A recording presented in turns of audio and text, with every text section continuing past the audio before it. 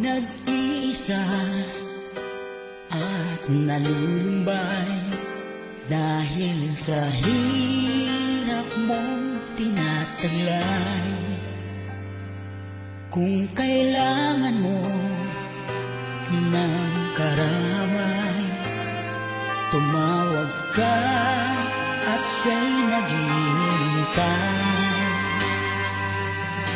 Siya ang iyong kailangan, sandigan, kaibigan mo.